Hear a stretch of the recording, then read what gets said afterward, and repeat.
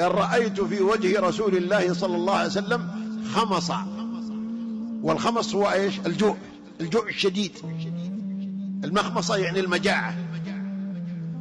يقول: فذهبت إلى البيت وقلت لزوجتي: أعندك شيء؟ قالت: ليش؟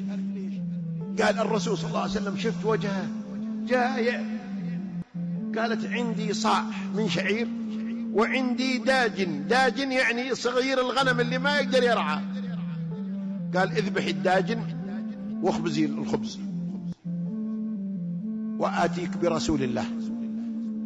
راح إلى النبي صلى الله عليه وسلم سارة في أذنه، قال: يا رسول الله، رأيت بك خمصا وعندي صاعا من شعير وعندي داجن أعددته لك ولنفر من أصحابك، يعني 1 2 3 4 معقول.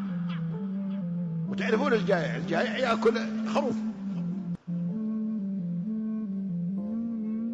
قال: لا بأس. ولما أذن للظهر نادى منادي النبي صلى الله عليه وسلم في أهل الخندق: الغداء عند جابر. لا إله إلا الله. كم كانوا؟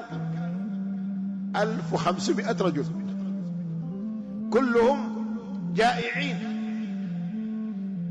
يعني يمكن يأكلون ما يأكله الآن 15,000،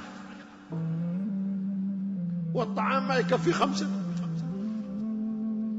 يقول جابر: لما سمعت كلام النبي صلى الله عليه وسلم الغداء عند جابر للناس يا أهل الخندق، ذهلت وقصمت وحزنت وعرفت أني تفشلت، ما عندي شيء.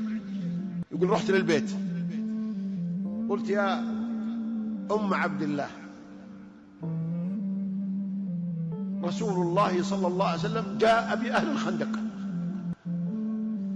قالت: هل أخبرته بما عندنا؟ قال: نعم. قالت: إذا لا عليك. شوفوا الإيمان. لو أنها واحدة من نسواننا وعزمت لك 4 5 قلت لها: تري عندي 5 أنفار وجبت 10، صاحت فيك، فضحتنا، الله يكسرك، الله يشمت بك، ليش جيت تفشلنا؟ ليه ما قلت لي؟ ما بتقول لا، في بركة وفي، والزوج 2 3 يمكن يكفي 30، لكن الأخلاق تختلف. قالت: لا عليك، ما دام يعرف الطعام هو، هذه شغلتك، ما هي شغلته، ما هي شغلتك. يقول: ولما وصل الصحابة 1500 رجال وصلوا باب جابر، قال: يا جابر، لا تنزل برمتكم حتى آتي. يقول: خلها على النار حتى أجي. دخل النبي صلى الله